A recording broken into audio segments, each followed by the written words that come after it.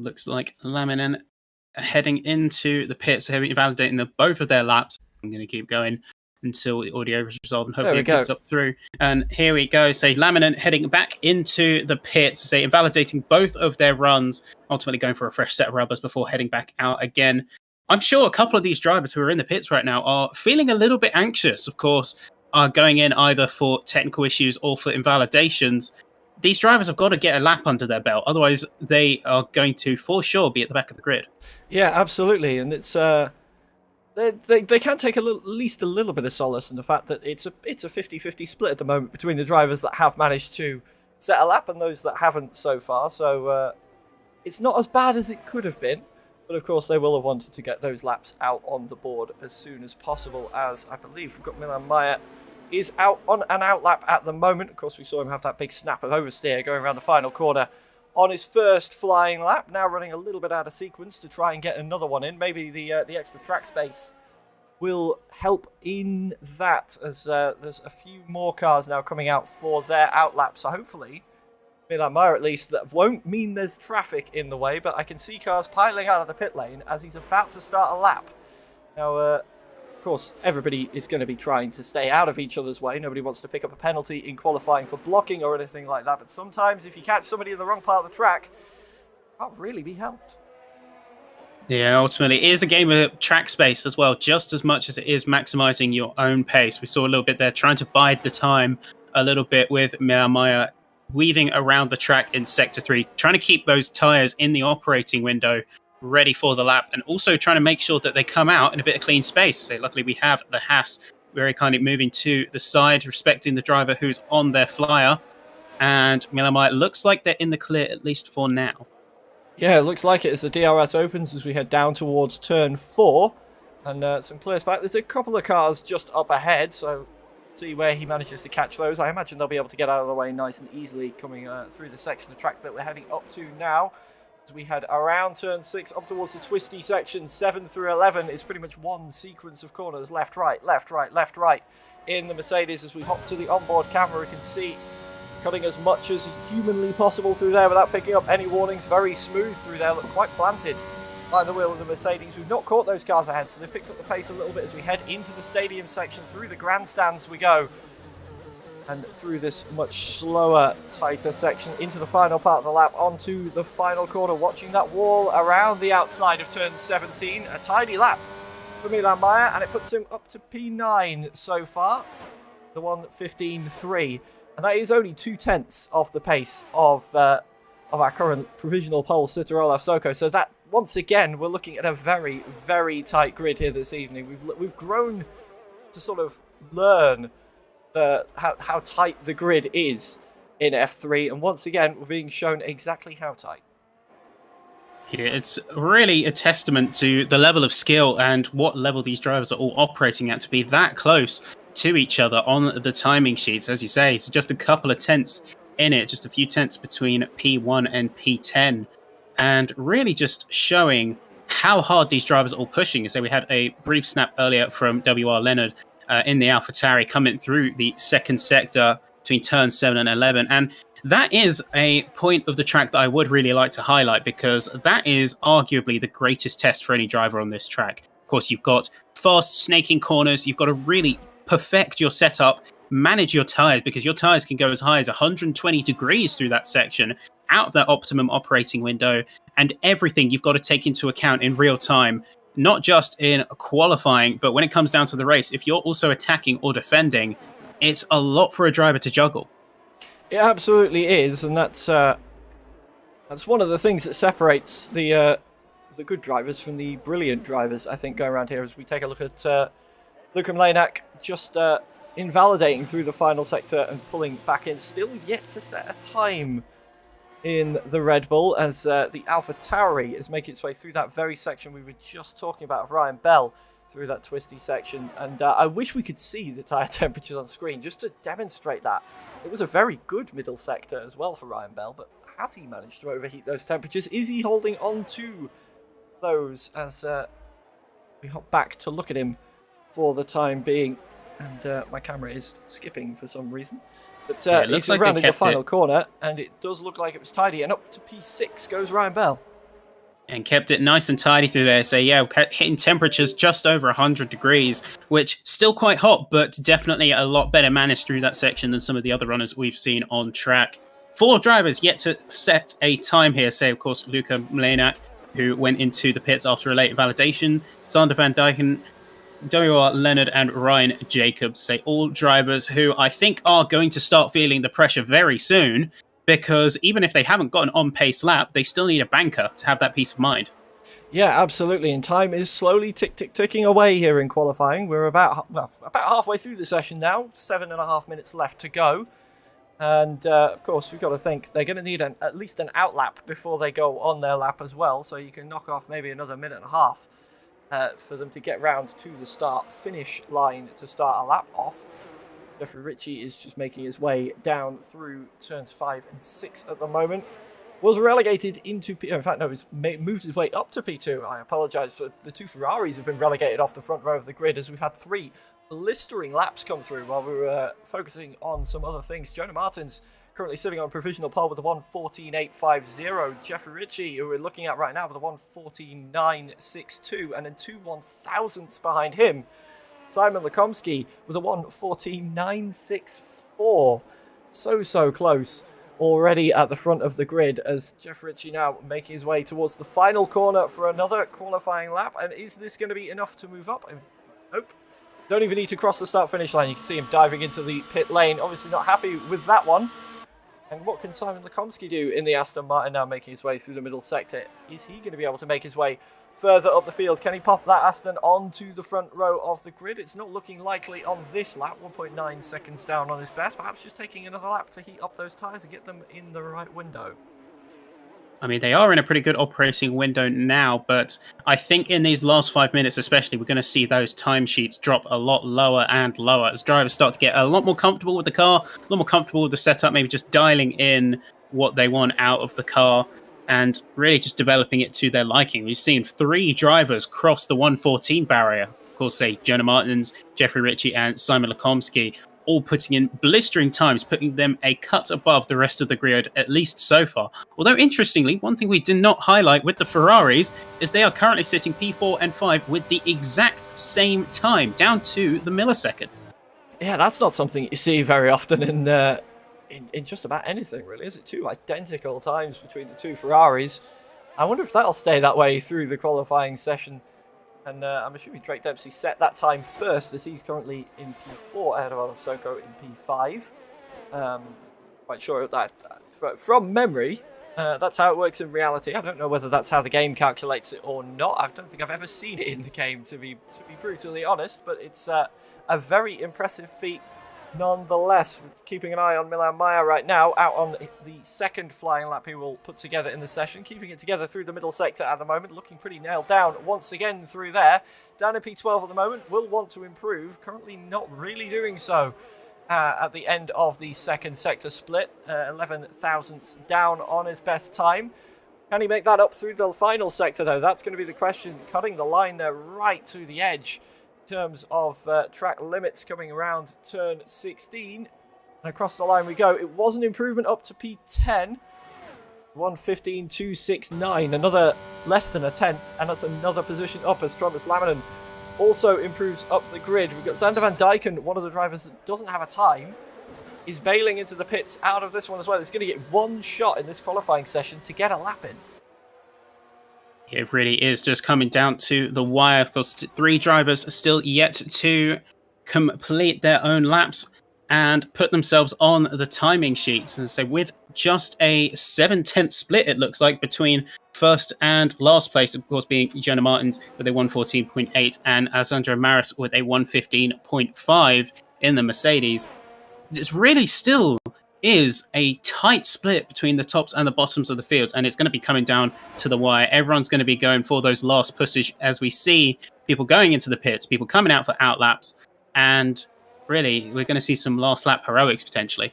Yeah, and that tight grid is getting even tighter. 2 more drivers now have made it into the 1:14s. Jake Finch, the man we're looking at right now, onto the front row of the grid with a 1:14.863. Olaf Soko gets a better time in than his teammate and has now moved up to P3 with a 1:14.958, just 4 1,000ths of a second faster than Jeff Ritchie's managed to put together so far. And we're starting to see drivers coming back out now. Janne Turpkov is currently out on circuit in the Aston Martin, down in P13 at the moment. I believe Janne Turpkov will be the first of our next set of lap times. So we'll stick with the Aston Martin for now as drivers are starting to come round and out onto their final outlaps of the session, I imagine, for a lot of them.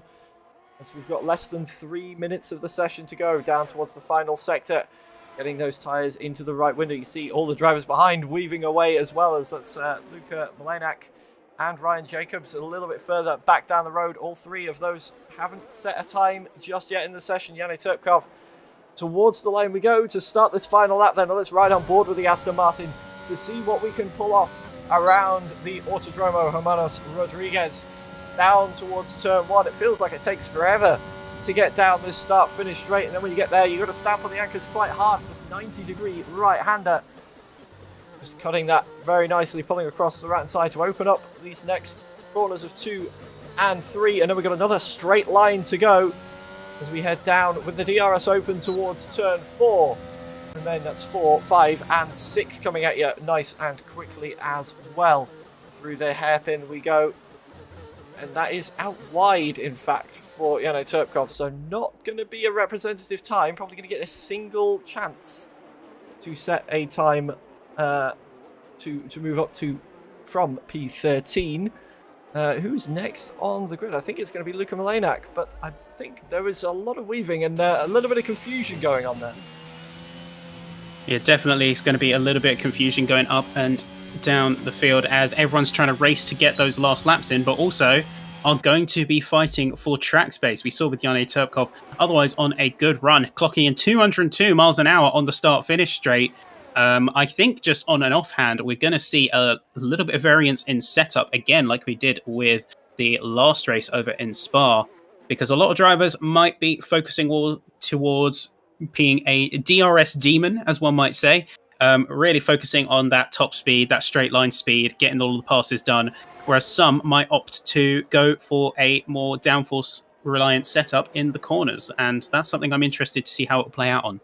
Yeah, absolutely. That is the thing. Do you lump for a strategy that works in a race, or do you stick with one that gets in qualifying and sort of deal with any issues throughout the race? It's interesting game to play, as Jonah Martins was on a lap and is now definitely no longer on a lap. That it's not flashed the map red, but I can tell you for certainty he cut that corner. So this won't be a representative time for the McLaren. You see he's already 3.6 seconds down. Jeffrey Ritchie, we just joined him and he was just 10th up on his best time, but has invalidated coming out of turn 3 by the looks of things. So that is going to be it, I think, for Jeffrey Ritchie. P2 is going to be the best he can do. Janne Turpkov is still going around. Every single driver, I think, is out there on a recordable lap time at the moment, which makes it very difficult to tell who is out on a fast lap and who is not. We'll try and keep our eyes on the front of the grid. We'll keep our eyes on what's going on with Xander Van Dijken as well, who hasn't set a lap time yet, but is on a lap. Andrew Karapi takes the flag, can only finish P14. Ryan Bell has retired from the session and will start no higher than P7. The checkered flag is waving as Luka Malenak and Janne Turpkov both take the flag now, and they will not improve from their current positions as Jake Finch gets it all crossed up coming into the grandstand section, and with an invalidation to match, so P3 is the best the Red Bull is going to go. Olaf Soko currently out there on a lap, coming through the twisty middle sector of the lap. Almost identical times to his previous, just a quarter of a second behind. And at the end of the first sector, nearly the second quarter of a tenth behind, turns into nearly half a tenth faster through the middle sector. And of course, given how tight the grid is, half a tenth, that could be worth a couple of positions up the front of the grid as we make our way around the final corner with the Ferrari. P4 at the moment, crossed the line, still P4. It was an improvement by four thousandths of a second. I can't even get my words out. That's how tight that was. And everybody is now finished in qualifying. So it's going to be Jonah Martins that takes pole position here in Mexico with Jeffrey Ritchie on row 2. Jake Finch and Olaf Soko lining up behind on row 2.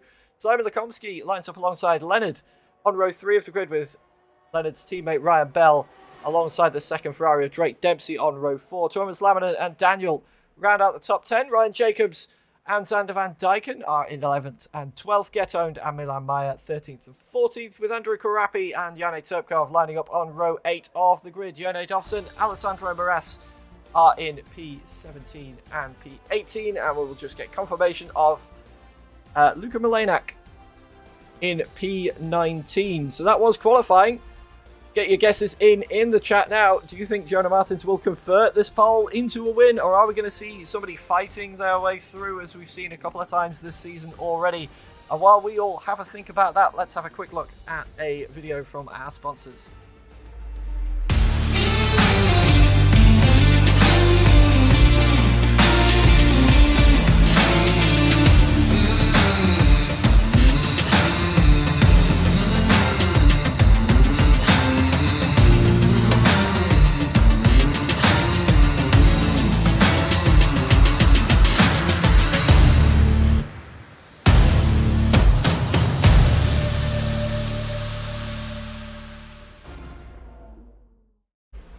So we are now heading in towards the race. Of course, we've got no formation lap once again because of that game bug. So once the cars are on the grid, we'll be going away. But Ben, who do you think's got this one after a very tight qualifying session?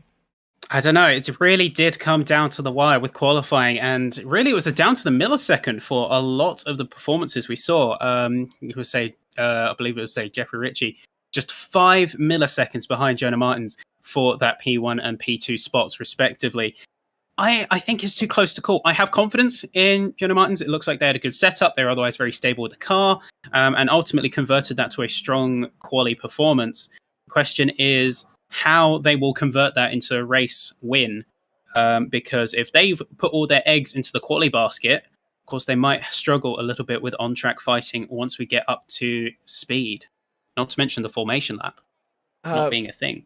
Yeah, absolutely. Of course, that does mean everybody's going to be starting on the same temperature of tyres. And I imagine, as we've seen quite frequently in this season so far, we won't see much in the way of differing strategies for a lot of the grid. I think pretty much every race I've covered so far in season 31 for F3 has had everybody starting on the same compound. I can't imagine that's going to be any different today. So a lot of it is going to be coming down to raw pace and when you pit.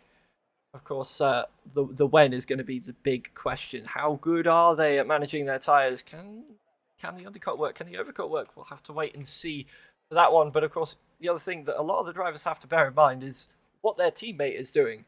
They might not be in voice chat with their teammates, of course. They can be if they want to be, but some drivers might prefer to sit in silence or just with their engineer for a race. So if they don't have that line of communication, we could see little strategy slip-ups if they both try and pit at the same time. We saw it in Austria when I was covering that one, with the two Ferraris squabbling for track position to make sure they could get their strategies working properly, to make sure that they could be the lead Ferrari to be the first one to pit. So it'll be interesting to see how that works. But we have got lights going out now as we are away in Mexico. Then it's a good start from Jonah Martins, as we can see a little bit of a gap forming. The Mercedes look like they're quite slow away there, but Jonah Martins has been done already by Jeff Ritchie coming off the line. Looked like a good start for Jonah Martins, but Jeff Ritchie just had a better one. Down towards turn 1 we go, and Jeffrey Ritchie does take the lead. Jake Finch looking to try and make a move then on our pole. And it's a spin. And there is a spin. It's got a spin down the back. Sorry to cut you off. It's Jake Dempsey and also Jonah Martins also spinning, heading down, right down the order, joining the Ferrari at the back of the field. Initial turn 1, turn 2 chaos. Got 2 drivers already spinning. Luckily, no issues in terms of car damage. It looks like they're both relatively okay and unscathed. But that is not what you want, especially after such a commanding quali performance. Sorry to cut you off there, mate, but it's just something you had to see to believe. Yeah, we saw exactly what happened with Jonah Martins as well. Just getting a little bit tangled up with Jake Finch, who's lost a couple of positions himself in the process of that. Manages to recover and keep it into P5 at the moment, but was looking challenging for P2 at that particular moment in time. So some work to be done to get back towards the podium. As we can see, there's 4 or 5 cars wide heading through towards turn 12 there. Really getting feisty towards the back part of the top 10. Still side by side do we go through the grandstand section then. AlphaTauri and Alfa Romeo still wheel to wheel as Ryan Bell and Thomas Laminen really racing it out around the final corner. Looks like Ryan Bell might get the better of this one for now, but Thomas Laminen's not going to take that one lying down. We've got no DRS yet, of course, until we get to the start of lap 2, as we've got Andrew Karapi has come off the track between 11 and 12 and has retired the car. Jake Finch has come into the pits, in fact, so perhaps damage from that contact we saw with Jonah Martins on the first opening lap. And everything starts to settle down now. You can sort of start to take stock of what's going on at the front, but the battles towards the rear are still going on as Alessandro Moras has got Jonah Martins bearing down towards him as Jonah picks off another place to move back up to P14.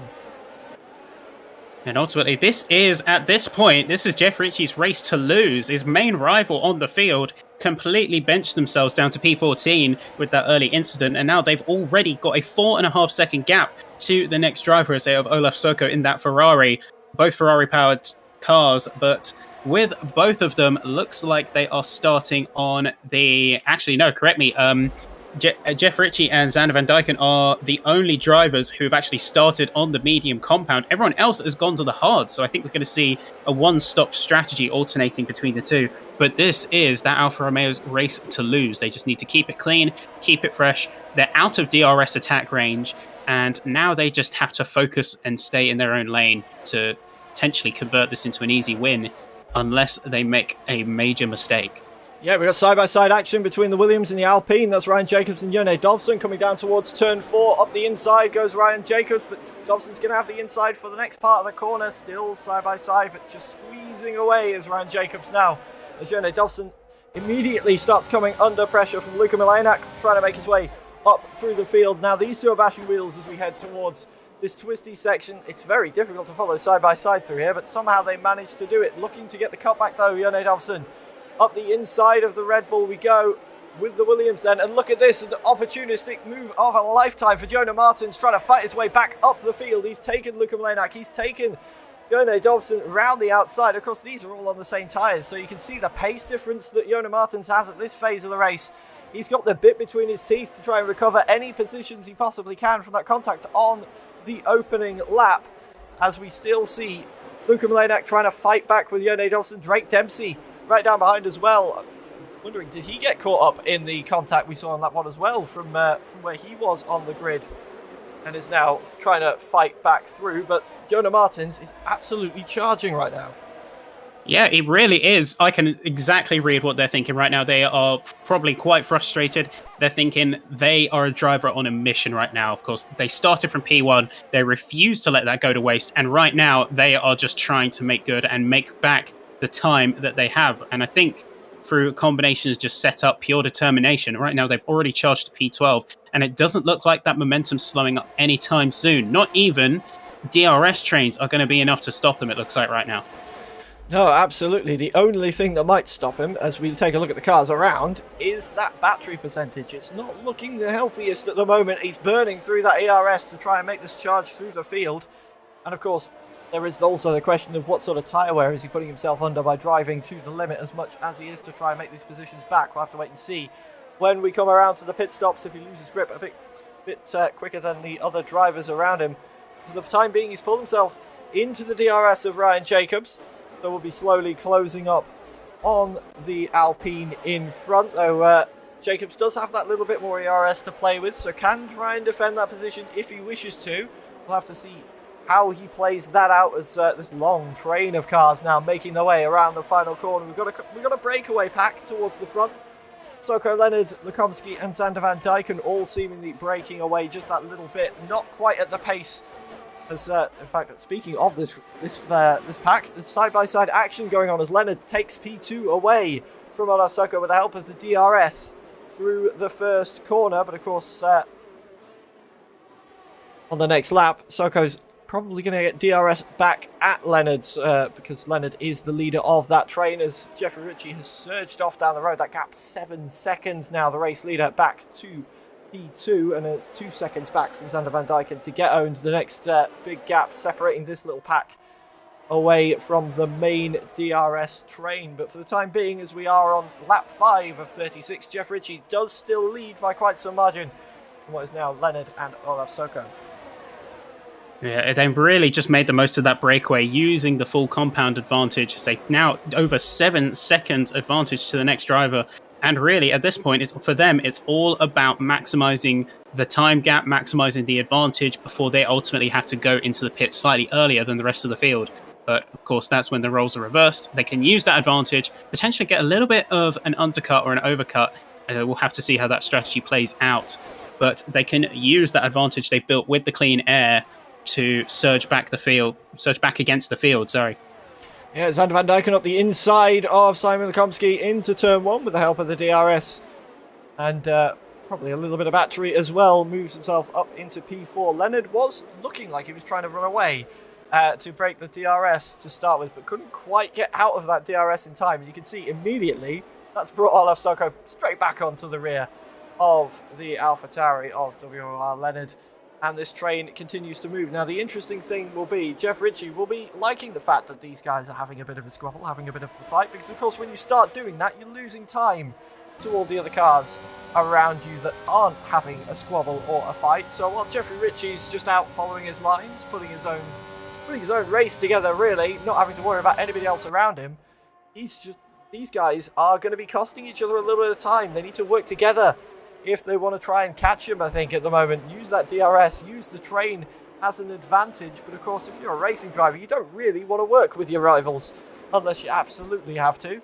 So we may still see some squabbling yet. Leonard's still trying to get away. You can see he's got a bit more pace, it seems, at the moment than the other three. But the DRS is not helping him. It is helping Xander Van Dyken, though, as well on the medium tyres. Moving up another position now to get past Leonard. The medium's looking like a very strong tyre at this part of the race, with Jeff Ritchie surging away at the head of the field and Xander Van Dyken scything through the rest of them in that McLaren. His McLaren teammate and Jonah Martin still sitting in P12 after that incident earlier on. The charge has come to a little bit of a stop at the moment behind Ryan Jacobs. But here we go. Xander Van Dyken already now on the same lap as getting past Olaf Soko, looking to challenge Leonard for the front of this pack. And you can see he's setting the timing screens alight at the moment. Purple in the first sector for Xander Van Dyken. He wants a chance to try and catch up to Jeff Ritchie, you think? Yeah, I think he's really just trying to, again, like Jeff Ritchie is doing, making the most of those medium compounds. He knows that he's stuck in between a rock and a hard place right now, in between two hard runners. Knows he needs to get past if he wants to have any chance of making the most of those mediums. But with that being said, we're expecting them to be a little bit into those mediums life right now. So looking at a potentially around 30% where a lot of the hard runners are currently in the 20s. And they know that they need to get past, but they're also burning a lot of resources in doing so. Olaf Soko, right behind, is currently on 90% battery, definitely playing a little bit safer, managing their resources a lot better than some of the runners in front of them who have already gone through over half of their resources just on lap 8. So they'll have to peel it back for later runs. Yeah, absolutely. I think it's very important. Ooh, as Olaf Soko goes very deep into turn 1, that's going to give Simon Lekomsky a sniff down towards turn 4 for P4. The DRS opens on all of them. You can see how much time that has cost Olaf Soko, dropping 6/10 off the back of Xander Van Dyken, but manages to hold off the offence of the Aston Martin behind and will just slot back into the train. But as I was about to say, I think it's very important to highlight those battery percentages with a grid that's as close as it is in terms of just raw pace. Managing those resources like the ERS, like your tyre wear, and to a degree like your fuel as well. It's very, very important for your position in the race. Where do you use more ERS? Some drivers are choosing to use it earlier on to try and get away a little bit, as Ryan Jacobs picks up the first time penalty of the evening for track limits down in P11, as he is still looking like he's not having to defend too hard from Jonah Martins at the moment. Still 6/10 the gap there, perhaps. Exactly as we were saying, Jonah Martins trying to build those resources back up. Last time we checked on the McLaren, he had less than 20% battery. He's coming back towards 40% now, so it does look a little bit like he's just pulled back a little bit just to try and conserve. And of course, still using it down the straights, otherwise he's going to get completely mugged by those behind. And that's where your difficulties are going to start arising if you're in the middle of one of these DRS trains and trying to conserve resources. Well, you've got to think he is in the DRS train now, so he can afford to take his foot off the pedal a little bit and let the DRS take the role where ERS would otherwise be forcing him to push forward, and can be a little bit more conservative, use the drivers around them to their advantage. This is sort of one of the point where we see a lot of drivers start to settle in into a bit of an orderly queue. Not that it is boring by any means, as we see a little bit of a wiggle coming out of the hairpin from Jonah Martins there. Not that it's boring by any stretch, but we definitely see a lot of drivers start to solidify their strategy, play it a little bit safer, especially coming up to the midpoint and into the double-digit laps here. We're going to see a lot of drivers think a lot more about their strategy and a lot more about their resources, because that's an element that you don't have to consider in qualifying. Yeah, absolutely. In qualifying, you just bolt on a set of tyres, put as little fuel in as humanly possible, and put your foot down. But of course, in the race, it's a little bit more complex than that. And while it does look a little bit like a DRS train, it does get exciting with watching to see who's managing their resources the best and who's trying to apply the pressure and at what cost they are applying that pressure at. Jonah Martin's getting very close to the back of Ryan Jacobs right now as we head down towards turn 1. Jacobs to the inside, going to force Jonah Martins around the outside, and in fact, it's like Jonah Martins doesn't want to try the outside line and tucks back in behind the Alpine for the time being, but he's definitely signalling intent at the moment. Here's Jonah Martins in that McLaren. He's pulling out, he's forcing Ryan Jacobs to go defensive, especially in towards turn 1. And we've seen it a few times this season. Something just as simple as that can be enough to spook your rival into making a mistake, and then you don't have to try and pass him because he's making it easy for you and just falling off the road. So it's as much a mind game as it is trying to do all of the mental gymnastics you need to try and figure out when you should be saving and when you should be spending on stuff like ERS. It's a lot of focus to drive these cars as fast as these guys do, and that's why they're in this sort of in towards these upper echelons of the PSGL tiers. But for now, we're on lap 11. The two medium runners have started to get away. In fact, well, Jeffrey Ritchie still leading the race and is continuing to extend that lead. Leonard's still just clinging on to Sander van Dijken in P2 at the moment on the medium tyre. Perhaps the tyre life starting to fall away, as you mentioned earlier on, Ben, on that medium, starting to wear just that little bit too much to try and run away as much as Sander van Dijken perhaps would have wanted to at this phase, as that is the Mercedes of Milan Meyer going very wide through turn 1, and that's going to create a bit of a bottleneck as wide goes Ryan Jacobs. Has he got a problem? He's pulled way off to the side. Yeah, it looks like he's got front end plate damage. He's got 26% damage on that front left wing. And really, that's immediately costed them in their pace. You can see, of course, you'd think that the overbody downforce doesn't play as much of a role, but they still play very much a vital role, even if it's not as prominent as last year's car specification. This time, it's definitely not gone in his favour. I think presumably what happened is a little bit of contact, maybe bump in the rear, and just came off really badly from it.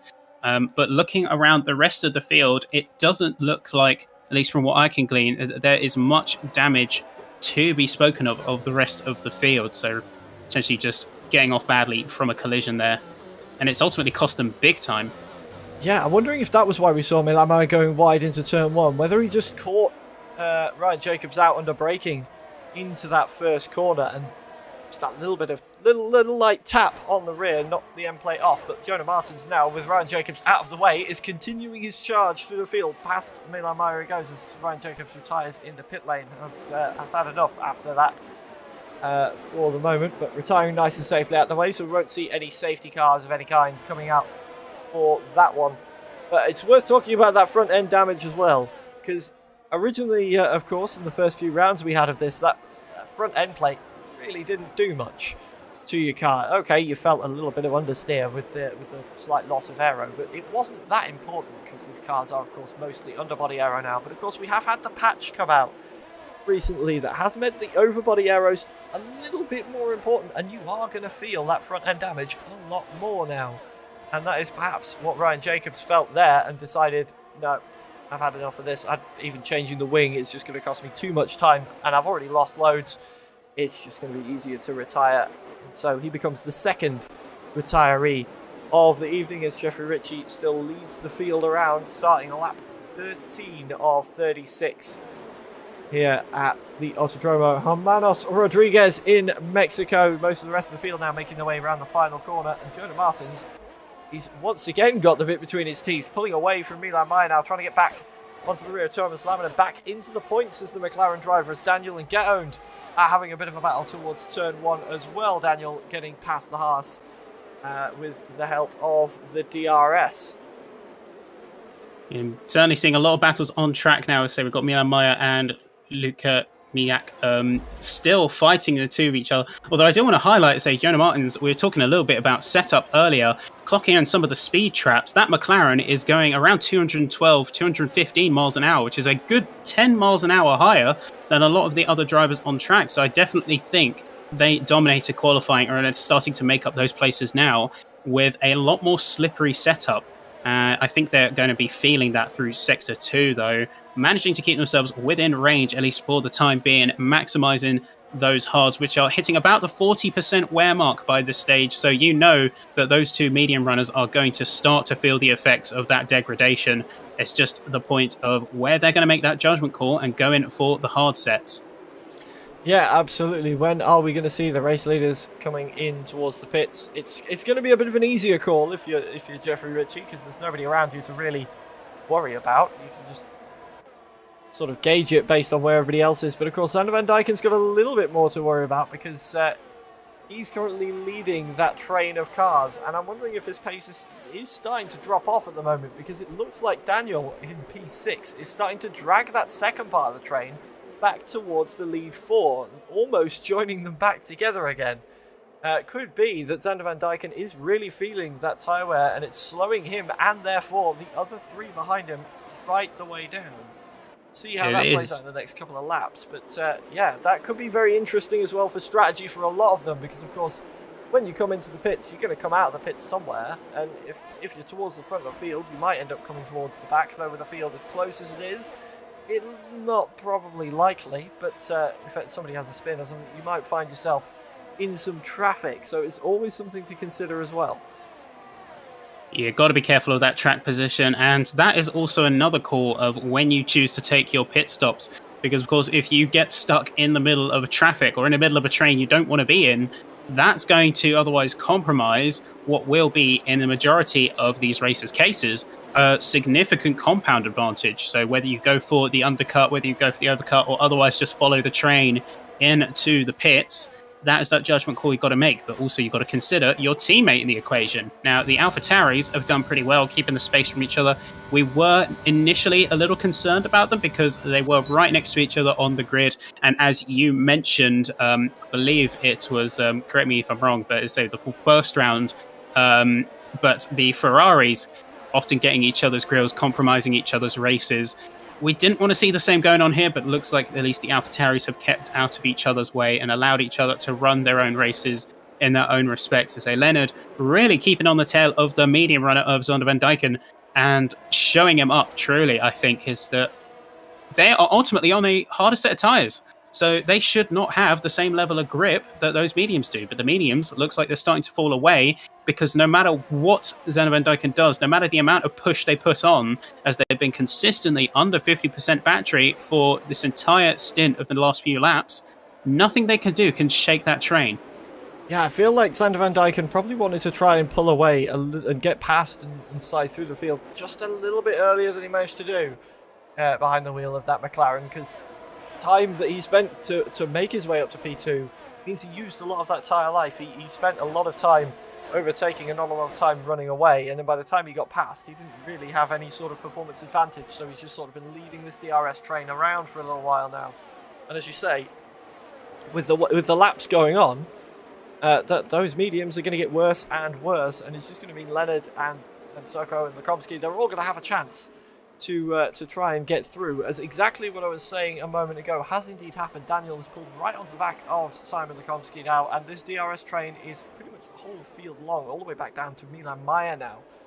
And I just wanted to touch as well, we were talking briefly about pit stops and when do you come in. Jeff Ritchie at the moment, as we see a couple more penalties popping up as well. Jeff Ritchie, if we were to pit right now, by my very quick, very scuffed commentator maths, is probably likely to come out around about P11, P12, right in the middle, or well, towards the end part of this big DRS train. And of course, that's not what you're going to want if you're Jeffrey Ritchie at the moment, because he's going to wind up being on the fresher, hard tyres, but not for a while at the very least. When he makes his pit stop, are the rest of them going to peel out of the way? But we're about to see exactly how my predictions were. Jeff Ritchie, a race leader, first to pit this evening. Then Sander Van Dijken decides not to and will inherit the net race lead. And where is Jeffrey Ritchie going to come out of the pits? Fresh tyres going on. Jonah Martins, Drake Dempsey and Alessandro Moras also coming in. In fact, it was further back than I thought. More time lost than I was expecting for Jeffrey Ritchie, which may be a blessing for a little while, as he's going to be coming out a few seconds down the road from Jano Turpkov, which is going to be a bit of clean air rather than being in the middle of that train, because being in the middle of that train could have been disastrous, because it would have had to have been burning through that rubber to try and get through, because nobody's going to peel out of the way for a while yet, as they're all in the hard compound tyre. Yeah, ultimately, as much as it was slightly behind your prediction on the commentator mouse, we really got to get a trademark for that going, honestly.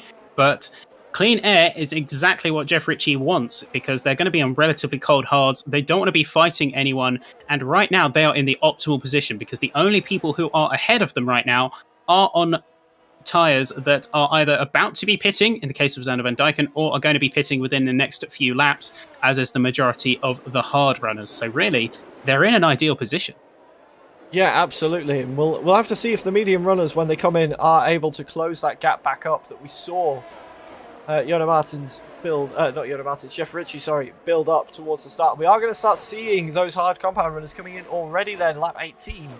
50% distance, it's about right, as we are seeing Leonard retaking the position on track from Xander Van Dijken. So there is a prime example of how used those mediums are. The hard tyres are now, with the same amount of lifespan on them, 17 laps run around the circuit.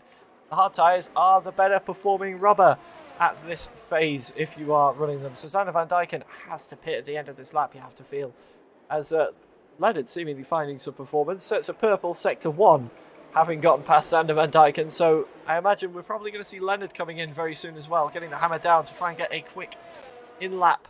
And then the real question will be for the likes of Leonard, especially how quick are those mediums going to be in the final stage? Are they going to be able to pull back the gap that Jeff Ritchie built out in the opening of the race? When he pit, he was nearly 11 seconds ahead of any other car out in front. Is that gap going to be insurmountable in the remaining 50% of the race that we have? We'll have to wait and see. Towards the final corner we go. Is Leonard going to be coming in? Exactly as predicted he does, as does Xander Van Dijken, as does Daniel as well. So the top three all coming into the pits now, and where are they going to come out? As we see another penalty coming down for Jano Turpkov now. They're coming thick and fast as everybody is starting to get those in-laps pumped through. And with the exception of Get Owned, who hasn't made a pit stop yet, Jeff Ritchie re-inheriting the lead of the race. But that gap, I imagine, is going to start falling fairly soon. And almost as we predicted, say Jeff Ritchie being in that prime position, they've just by virtue of everyone else taking their pit stops, they're already up into P2. And of course, Get Owned has only got a matter of time before they take their hards to the pits as well. I think a lot of the drivers are wanting to get onto the mediums as early as possible. That's why we've seen otherwise shorter stints that we would see on the medium compound, despite their fall off. I think for a lot of the drivers on grid, the sorry to talk over you. 3 wide going down towards this contact between the Ferrari and the AlphaTauri, and the Aston Martin of Simon Lekomsky comes off in front. Is there damage to Leonard? He was 3 wide there, heading down towards turn 4 alongside Olaf Soko and Simon Lekomsky. And Leonard, who looked like, we were just saying, he looked like he might be one of the ones battling for the lead. It doesn't look like he's got damage, but he may well have some non-visible damage going on there in that AlphaTauri. 3 wide is a very interesting attempt to make when you're all on cold tyres. And we saw exactly what happens there with contact between the 3. No, it doesn't look like I'm picking up any damage according to the data I've got on my readouts here. So despite some initial scuffles, looks like they're all okay for the time being. Looks like a very fast pit stop there from the Haas of Get Owned, but despite all their best efforts, they're still going to be coming out right into the middle of the queue. Going to be popping out what looks like P5, so actually a respectable turnout, but they are still going to be on the cold compound, are going to have to work to get those things up to temperature. Yeah, and we're squabbling at the front as well now. Olaf Soko with the DRS overtook Simon Lekomsky into turn 1. We've got battles going on further back. Lukem Lanak and Jone Dovson Going side by side, Xander Van Dijk and Milan Maya having a bit of a fight as well. Xander, of course, on the hard tyres, having started on the mediums, but Soko now is the one in the prime position to try and catch up to Jeff Ritchie, also on the hard tyres. Those one lap newer medium tyres, they're going to have a bit more pace at the moment, but is Jeff Ritchie the reason why he was out front, or was it those medium tyres? Time will tell as we are on lap 20 here, 16 more to go to the flag. Jeff Ritchie still leads, but that gap is starting to close. A purple middle sector for Olaf Soko. Xander Van Dijken picks up a penalty as well. Almost every driver on the grid has got one at this point, with the exception of Jeff Ritchie, Olaf Soko, Leonard, Jonah Martins, and Thomas Laminen, and Alessandro Moras. It's easier to say the ones that don't than the ones that do at this point. The fastest lap of the race for Olaf Soko now, as that gap, another 2/10 taken out of the race leader.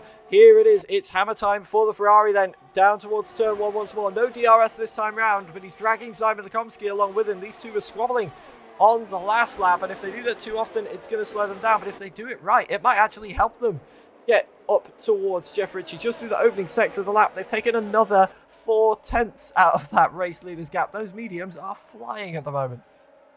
Yeah, but again, it comes down to the resource management, all the fine margins at this point. Simon Lekomsky, in the heat of all of that battle, in that three-way battle, they've burnt pretty much all of their battery. They're currently floating along just under 10% and trying to keep pace with the two drivers around them. But Olaf Soko, brilliantly done with a lot of their resource conservation. They're currently sitting on 52, so they are in a prime position to defend that P2 and start to potentially make a bit of a getaway if they chose to go for an earlier burn. Yeah, and speaking of that burn, if we take a look back, Leonard's got 30% more battery in the tank than Simon Lekomsky's got. And at this point, if you're Leonard, that Aston Martin's looking like a little bit of a roadblock. He could be right on the back of the Ferrari right now, pulling themselves towards the race leader. Instead, he's staring at the back of an Aston Martin that's got no battery left in it. And he's going to want to dispose of him quickly as we head down towards turn 1. That might happen. Pulling across to the inside goes WR Leonard, and the inside line should be his, but of course that gives Simon Lekomsky the inside for turn 2. It looked like they banged wheels again there as well. Still battling away and scrapping these two, and that's given Olaf Soko a nice little bit of breathing room out in front as the gap is down under 10 seconds right now. And when these guys start getting close together, how much is Jeff Ritchie going to be able to defend? He's sitting on just under half battery at the moment. He's not going to have to be burning through that rubber too quickly at the moment. And I imagine he's going to want to save a bit of it, because it's not a matter of if at this point, it's a matter of when these guys are going to catch up to Jeff Ritchie on the medium tyre. The medium does definitely look like the faster race tyre around this circuit this evening. Olaf Soko starting to side through the gap. We've got Laminen and Drake Dempsey having a bit of a fight as well. Laminen making his way past the Ferrari into P9. And we once again, by the looks of things, starting to see the drivers after the pit stops settling down a little bit, starting to plan out their final phase of the race and try and close in on their rival, their chosen rival, their target, however you want to word it, for the evening. But Leonard is still trying to fight his way past that Aston Martin. Once again, diving to the inside as Xander Van Dijken retires from the race, becoming the third retiree. Better run this time, was it, for Leonard? Still side by side, still being squeezed. Simon Lekomsky doing a brilliant job of putting that car exactly where it needs to be to hold the AlphaTauri behind, and that is going to be infuriating if you are WRR Leonard. Once again with the DRS, he's going to try towards turn 4, but not close enough after the squeeze in turn 2, and he's going to have to wait for another lap. I think really, say Simon Lekomsky putting on a bit of a defensive masterclass, although we might not originally realise it. Purely from a resource standpoint, they're sitting on 6% battery right now, but Leonard, in the bid to try and get past that Aston Martin, has burnt about 20% of, about half of their reserves. And really, what Simon is doing, I think they're playing a little bit of the longer game. They're using just enough to keep that AlphaTauri behind them, and they know exactly what they're doing, pushing Leonard to try and use more and more of their battery and ultimately become the roadblock to the Ferrari that they are, trying to get Leonard to do the same thing to other drivers like the Williams, which might give them a bit of clean air to make a move. Yeah, absolutely. We'll have to see how this plays out as time goes on to lap 24 we go then. And the gap is still falling out front, 8.8 now. Olaf Soko to Jeff Ritchie out in front, and these two are still being dragged along as well, though if you're Leonard, probably not in the order you want to be in, and We saw Leonard had pace as well on the hard tyre. I wonder how much this is really slowing him down, because if he's had that pace on the hards, what would he have been able to do on the mediums? Simon Lekomsky doing a great job at the moment to hold him behind, just putting that Aston Martin exactly where he needs to be, as you say, and forcing his rival to use perhaps more of his resources than he would have wanted to try and get the move, and still not being successful. It's a frustrating position to be in if you are Leonard, but we've seen it before. If anybody can keep a cool head and come away with the result thereafter, it is the AlphaTauri driver. It's happened before in season 30. But we're heading, once again, we've got a bit of a gap forming as well in this train. Drake Dempsey becoming the cork in the bottle for the second part of the DRS train, giving Ryan Bell a bit of breathing room to focus on Get Owned in front of him, as well as every single other driver as far forwards as Olaf Soko, who is, it's worth saying, with the extra resources he's got in his pocket, starting to slowly pull away from that DRS train as well. I think the DRS is just about the only thing that's keeping him in it, and if he wanted to, he could pull away very easily from that train as well with the excessive battery he's got compared to everybody else. But it's almost like Soko's started to run his own race at this moment in time. He doesn't have to worry about those behind. Simon Lekomsky's keeping the quicker drivers further back as Luka Milenak is side by side at the moment. Thomas Lamina through the first phase. They're both way wide coming through turn 3. Milenak squeezed out off the outside by Laminin, and Yone Dobson sliding in between the two of them, separating them for now. As we go back with our race leader once more, and I do apologise for the audio issue, folks. I will attempt to deal with that little gremlin that's going on right now. And Ben, if you could talk us through what's going on. Well, ultimately, Jeff Rich. What is going on? Just see if the stream will work.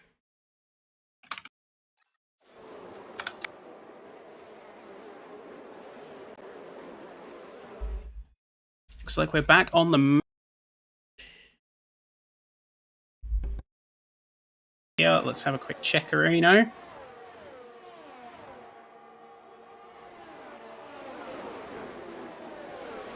I believe we are back live once again. Apologies. Yeah, we are back in. But hey! Apologies for that, folks. Not quite sure. Some audio gremlins creeping in on my end that then decided to try and cripple everything else. But the race has still continued. And Ben, bring us up to speed what we've missed out on in those few laps whilst that was all going on. Right, let's bring you in. 60-second catch-up. Let's go. So, Jeff Ritchie continuing to lead the race, although their gap has diminished from 10 seconds to 7. Starting to feel the heat with those hard tyres, although managing the well, only 35% so far compared to the next medium runner, who is in the 40s. I think we're going to see very soon the advantage of those mediums start to fall away. And like we saw earlier, Jeff Ritchie's gap that they initially brought out with the early chaos of the race is going to be becoming a key player in a potential race victory. But heading down the grid, Simon Lekomsky and Leonard continue to battle with each other, really eking each other out on the resource front. Yona Martins really making a surge after their initial incident from down the bottom of the field all the way back up to now P6, starting to make good on their initial P1 in qualifying. Get Owned chasing up behind one of the few resource managing strategists, down with 86% battery. We're really going to be looking at deploying those on the last 6 laps and trying to make some last minute moves. Ryan Bell chasing behind P8. Drake Dempsey splitting, being the cork bottle in the DRS train, as you said, but currently really running on fumes in terms of ERS and is soon going to hate on the crosshair of Yano Dobson. Although that being said, they are 3 seconds behind, so they've got a bit of a buffer to recharge, providing they can get back within the DRS of the guys in front. Thomas Laminen and Luka Milnak. It's getting feisty up front. Sorry to cut you off. We've got Leonard and Simon Lekomsky going side by side, having a proper little battle, and Daniel snuck past the both of them as they were running each other off the road, and that's brought Yona Martins into this as well. So Yona Martins could still be looking at a potential podium with this battle going on. It's getting a bit scrappy, a bit spicy between them all. Daniel now has the lead on track between these guys. Soko's pulled off way ahead in the DRS train, so Daniel's not got DRS. Leonard, Simon Lekomsky do. Leonard now is crucially past Simon Lekomsky. That defensive masterclass finally stopped working, and Leonard just almost looked like he was running around the road as we've got yellow flags. Was that Get Owned having a moment as well further back, by the look of it, dropping a couple of positions down to P9. Looks like an initial hiccup there from the Haas, but otherwise managed to keep it well handled and under control. Jenna Martins chasing down, using that superior setup in terms of the top speed to sneak it past Simon Lekomsky, using all of the resources at their disposal. Both of them running on fumes, but Jenna Martins is going to get the move done, heading into the 3-turn complex and second DRS zone. They're going to really use full advantage and keep up with the train, leaving Simon Lekomsky in the dust right now. And really don't want to be pushing too much in that Aston Martin. I think this is the point where they have to make that judgment call. Their defensive masterclass has worked up to this point. They're starting to see the cracks in the armor. And I think this is where you want to prioritize recharge in order to at least stay with the train. Yeah, absolutely. If we take a look at the battery percentages between Simon Lekomsky and Jonah Martins, they are exactly the same right now. But given that ever since lap 1, Jonah Martins has had the bit between his teeth, he is going to be wanting to keep using those to try and get past Leonard. Leonard's been racing away himself, so doesn't have any resources kept spare. They don't have to worry as much about Daniel. Daniel has a penalty out front, so if Jonah Martins can get past Leonard before the race ends, he's going to be looking at a podium, which would be mighty impressive after dropping to the back of the grid on lap 1 after that contact we saw. And it does make you question a little bit, what could he have managed to pull off if he didn't get tangled up from pole position at the moment we saw? He took pole position quite cleanly in qualifying, and then that little bit of a hiccup, Jeff Ritchie having the better start, the contact between the two of them, which I'm sure will be talked about with the stewards after the race as well, meant Jonah Martins, was way back down the grid, and we've seen him on an absolute charge, and it's just whether he's got that reserve to try and get past Leonard now, who himself has looked like he's had some incredible pace at phases in this race. He was bottlenecked a little bit by Simon Lekomsky and the world's widest Aston Martin for quite some time through this race, but now finally, after a little bit of a spicy move, he's made his way through. But now he's got Daniel to deal with out in front. Daniel looking like he's pacey as well at the moment, so it's very touch and go for this final podium position at the moment. Who's going to run away with it? We've got 4 laps to go. 6.5 seconds the gap from Olaf Soko back to Jeffrey Ritchie. And so Yannick Turpkov picks up a penalty as well. Jake Finch is currently flying out there at the moment down in P15, but he is on the soft tyre, so that's to be expected. I think going for those fastest laps at this point in time. 55 seconds off the back of Milan Mayer, so I doubt we're going to see any more overtakes from him so far this evening. The gap still coming down, P1 to P2, but I don't think it's coming down quick enough, as we were touching on when we came back online. It looks like the medium advantage is falling away a little bit now as Yoni Dawson moves up into the final points position. This scrap going on as well. Yannick Turpkov diving up the inside of Luka Malenak a little bit further back in this little battle as well. But again, we're seeing a wide Aston Martin defending the outside. And look, we're nearly 3 wide down towards turn 4. Malenak backing away from this run as Milan Mayer tries to squeeze around the outside. Yannick Turpkov still at the inside line. It's going to become the outside now as we head into the right-hander. Squeezed off the road by Milan Mayer there and easily taken the position from the Aston Martin. But can Yannick Turpkov come back at the Mercedes? We'll have to wait and see as we head through this twisty middle sector. It's all about sticking to the car ahead through here, not losing as little time as you possibly can as Jake Finch once again on the soft tyre, just having a bit of fun out there at the moment on the in the Red Bull. Not been a great day for Red Bull, it has to be said. Both of them 14th and 15th, no points looking like going on the board, but there's plenty of points to be grabbed up front as, Johnny Turpkov, I was about to switch away, but this might bring out a safety car, onto the wall. Well, it looked like he just lost the back end. And that is a well and truly destroyed Aston Martin now. Through the grandstand, right between the two grandstands, in fact. A very strange place to crash, actually, by the look of it. And that is race over. No safety car currently 2 laps from the end. In fact, I don't think we will get one, will we? Because we'll need another lap to go round. So this will just be dealt with under yellow flags. But this will simply be nothing more than a local yellow. In fact, yeah, there we go. Yannick Turpkov's car out of the way. Yellow flags stop. Green flags go, and we are fully racing all the way around the track again. But keeping our eyes on what's going on out front. 6 seconds. I think Jeffrey Ritchie's going to have this one in the bag. 6 seconds, the gap. But he has got some traffic coming up ahead of him to deal with in Alessandro Moras. As we head through that same grandstand section, we just saw the crash happen. And of course, no more car left there. Olaf Soko still running his own little race there, trying to pull in Jeffrey Ritchie, but medium tyres just don't have the pace at this point in time, as Alessandro Moras even retires from this one as well, making it 5 cars to not finish this race. And now the real question is going to be, is Leonard going to be able to take Daniel on the track? Is Jonah Martins going to be able to catch Leonard in these final 2 laps of the race? It all comes down to this. Jonah Martins looking to try and get himself back on the podium. Leonard looking to try and earn that podium after all the scrapping and racing he's been doing throughout this session so far. And Daniel looking like he's going to be the cork in that particular bottle with a penalty to his name. We've got yellow flags through Sector 1 and Sector 2. That's just for Alessandro Moras' retired Mercedes, so no worries there. As everybody makes their way rounds through turn 4, 5 and 6. And into the twisty middle sector, we've got the Red Bull of Jake Finch. I believe that is pulling nicely out of the way to let this entire train of cars through without getting in anybody's way. And with just a lap and a bit to go, it's looking dicey for Jonah Martins, but not impossible. Definitely going to be right down to the wire here, not to mention the whole dimension of penalties we've got to consider. So far, Luka Mlejnak with a worst offender currently on 17 warnings. So I think they're just consistently extending a part of the track and just racking up those warnings, potentially without even realizing or questioning what's going on. But either way, a lot of these drivers have stacked up 3 seconds, 6 seconds penalties. So for a lot of them, it's all about just every man for themselves at this stage, and whatever penalties you end up getting applied, whatever positions you get applied, also pre-steward and pre-validation. But we're certainly seeing battles playing out a little bit differently than we otherwise would have seen given the circumstance. Yeah, absolutely. And speaking of battles, we've got one at the moment for P6, P7. Simon Lekomsky once again having to get his elbows out as Drake Dempsey's trying to find his way around in the Ferrari. They're side by side once again through this middle sector.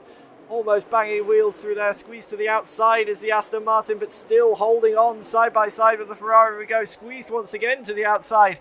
And Drake Dempsey looks like he's just about through there. And look, the AlphaTauri of Ryan Bell is right on the back of this fight as well now. So Simon Lekomsky not quite able to defend as well as he was doing earlier on. And winding up, dropping away rather quickly. It almost looked like there from the back. I think that was just the camera angle. As and Milan it's a Maya big picks up the battle, penalty. but ultimately we have a clear winner throughout this entire race. So Jeff Ritchie winning the Mexican Grand Prix in style. No drivers around them, just running their own race, keeping their head down. What a performance it was from the Alfa Romeo. And we're starting to see a lot of the other drivers rolling in now. Say Jonah Martin's coming with the P4, not quite getting that podium dream after that brilliant qualifying performance, and the penalties all being applied. We're starting to see the order fall into place. Yeah, absolutely. So Jeffrey Ritchie takes the victory here then in quite dominant style. Yeah, it has to be said, from Olaf Soko and Leonard rounding out the opponent. Jonah Martins, easily my driver of the day for that comeback from the first corner incident. All the way back up to P4. Daniel finishing P5. We will get the rest of the results up on the screen for you in a moment as we take a quick look on board with our race winner, Jeff Ritchie. Once again then, folks, apologies for the issues we had throughout that race. I think the English heat is playing havoc with the PC, but it didn't play havoc with our drivers this evening, as we will now take a look at our results eventually, I believe. Here we go, onto the podium graphics we go then. Jeff Ritchie coming up to take the top step for round 4 here in PSGL F3. Ahead of another strong performance from Olaf Soko, a great step forward to the championship for him as well. And yeah, who was your... I have to ask this before we get on to these results then. Who was your driver of the day? For me, it's absolutely got to be Jonah Martins. Yeah, I think it's a tale of two races, I think we saw today. Of course, we saw Jonah Martins really putting in a fine display of driving to bring it back from what seemed like an insurmountable odds and being dumped right to the back of the field. But saying that you can't deny the absolute dominance performance of Jeff Ritchie on track today. They didn't put a foot wrong. They absolutely maximized and built on the chaos that was happening on around them. They got that clear gap, played a strategy near perfectly, a very fast pit stop, good tyre choice, really good management of the tyre health, the resource management with the ERS. They didn't put a foot wrong, and ultimately, I think they're going to get my driver of the day vote. Yeah, absolutely. As we'll very quickly blast through these results. Drake Dempsey, Ryan Bell, Simon Lekomsky, Thomas Lavin, and Yone Dobson rounded out the top 10. Milan Meyer, Get Owned, Luca Milenak, Jake Finch, Alessandro Moras, Yannick Turkov, Sander Van Dyken, Ryan Jacobs, and Andrew Karapi rounded out the grid. And I just about got that in time before it all disappeared because I wouldn't have remembered it with my memory, but nonetheless. And breathe. This round over. Indeed, breathe, as we will head over to some driver interviews if we can grab hold of any, that is. Let's take a look. We've got our race winner, in fact, is in the waiting room. So we'll bring him in and we'll have a quick chat with Jeffrey Ritchie then. And welcome in then, Jeffrey Ritchie. Congratulations on what was a very dominant win here in Mexico. Did it ever look in doubt? I guess not. The strategy just worked perfectly, and I mean, I was well prepared. Like I think maybe over prepared for the race, especially. Yeah, there's never such thing as too much preparation, as well evidenced this evening. Were you a little bit worried, perhaps, on the strategy when you went to the grid and saw there was only like 2 of you on the mediums to start with, or were you still certain that was going to be the best strategy choice? No, I knew exactly my pace, what I could do. Like I could do like 0.6s, 0.7s at the start, and then low 19s, and then pit lap 16 and start doing 0.6s, and then up to like low 19s again. But actually went better than I thought, because I actually kept doing high 18s on the hard still, so I was actually up on my pace from practice. So yeah, I knew by then I was like very comfortable with my strategy, and I just knew that even if I had a penalty or anything, I still would have had a good 3 seconds gap minimum. Yeah, comfortable is definitely the word for your race this evening after that start. Speaking of the start, we saw a little bit of contact going on with the pole sitter Jonah Martins. Just what happened from your point of view? Because we saw it get a little bit messy through turn 1, but you managed to survive it and pull away, obviously. And yeah, from my point of view, I didn't touch anybody. I just went through like the middle. I started spamming all my ERS from the start, and on the mediums I just had so much grip. I was like out of turn 3, and then I looked behind and there was all chaos happening. So that was kind of my plan as well. Like I just want to get away from all the fighting and all the chaos losing me time. I'm just gonna do my own race and do my own pace. Yeah, absolutely, it worked out for you. Ben, anything you want to ask our race winner? I guess the main thing that I have in terms of question is just how you managed to keep a level head. Obviously, you said that you prepared very well for this race, and it clearly showed with your performance today. But of course, being in your own sort of world, you were seconds clear of the next nearest driver. Did you have any worry in your mind that gap would diminish? Not really. I mean, every lap I was just timing myself, really, like I'm doing time trial, looking at first sector, mid sector split, and then every time just checking driver behind, see what lap time he was doing and trying to match it with the ERS a little bit. So if I needed to go a tenth quicker, I could use a bit of ERS, and otherwise I would just be driving laps and laps and laps, focusing on getting the lines right and getting no penalties as well. Yeah, absolutely. Well, a brilliant race from you this evening, and as you say, running your own race, and it worked out very, very well indeed. So congratulations for the race win this evening in round 4. Yes, cheers. Don't think we've got any more drivers at the moment in the waiting room. That does mean we can deconstruct that race a little bit. So. And just quickly talk over. I think we've mentioned most things already, especially in the rundown there.